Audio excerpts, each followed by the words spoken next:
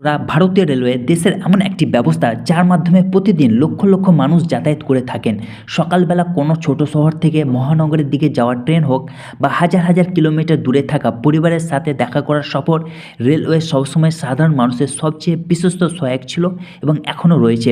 এখন সময় বদলেছে, জনসংখ্যা বেড়েছে, যাত্রীদের সংখ্যা বহুগুণ বেড়েছে এবং এর সাথে সাথে রেলওয়ে সিস্টেমের ওপর চাপও বেড়েছে। টিকিট বুকিং নিয়ে যে সমস্যাগুলি আগে মাঝে মাঝে হতো সেগুলি ধীরে ধীরে সাধারণ ব্যাপার হয়ে গেছে।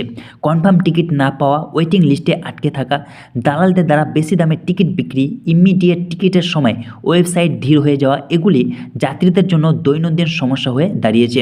এই সমস্যাগুলো দেখে রেলওয়ে প্রশাসন বুঝতে পেরেছে যে সিস্টেমে মৌলিক পরিবর্তন না করলে ভবিষ্যতে পরিস্থিতি আরও খারাপ হবে।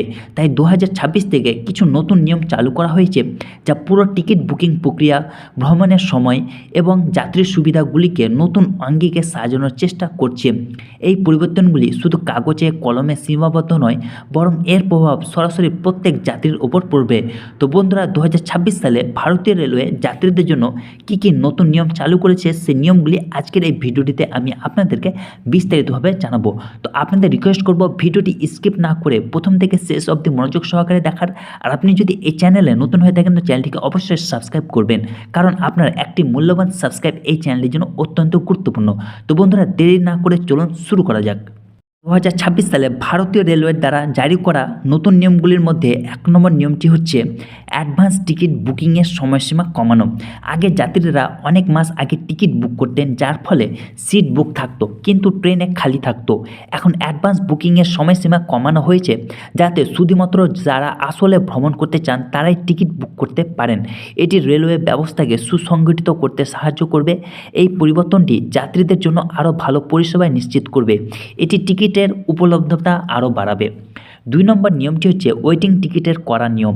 স্লিপার এবং এসি কোচে ওয়েটিং টিকিট নিয়ে ভ্রমণ করার ক্ষেত্রে কড়া নিয়ম প্রয়োগ করা হয়েছে যাতে কনফার্ম টিকিটধারীদের অসুবিধা না হয়। এর উদ্দেশ্য হলো ট্রেনের ভিতরে শৃঙ্খলা বজায় রাখা এবং যাত্রীদের মধ্যে বিরোধ কমানো। এটি যাত্রীদের জন্য আরও আরোহী অভিজ্ঞতা নিশ্চিত করবে। এই নিয়মটি যাত্রীদের নিরাপত্তা এবং সুবিধা নিশ্চিত করবে। 3 নম্বর নিয়মটি হচ্ছে ফ্লেক্সি ভাড়া বৃদ্ধি। টিকিটের দাম কখন শুধুমাত্র দূরত্বের ওপর নয়, চাহিদা এবং উপলব্ধতার ওপর নির্ভর করবে। যে রুটে ভিড় বেশি হবে সেখানে টিকিটের দাম বেশি হতে পারে, আর কম চাহিদার সময়ে যাত্রীরা সস্তায় টিকিট পেতে পারেন। এটি রেলওয়ের আয় বাড়াতে সাহায্য করবে।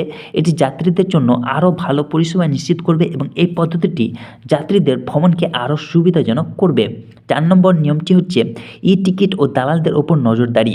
ই টিকিটের দালালি বন্ধ করতে ডিজিটাল নজরদারি এবং পরিচয় যাচাই করা হবে।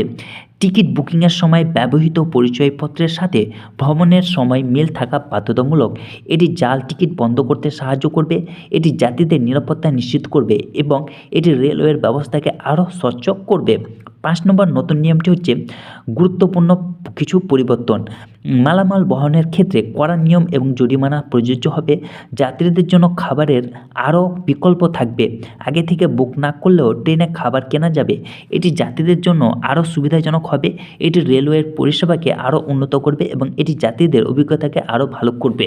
তো বন্ধুরা, 2026 সালে ভারতীয় রেলওয়ের দ্বারা জারি করা এই হচ্ছে কিছু গুরুত্বপূর্ণ নিয়ম এবং আপডেট। আশা করি ভিডিওটি আপনাদের ভালো লেগেছে। ভিডিওটি ভালো লাগলে ভিডিওটিকে লাইক করবেন, বন্ধুদের মাঝে শেয়ার করবেন আর চ্যানেলটিকে অবশ্যই সাবস্ক্রাইব করবেন। ভালো থাকুন, সুস্থ থাকুন, ধন্যবাদ।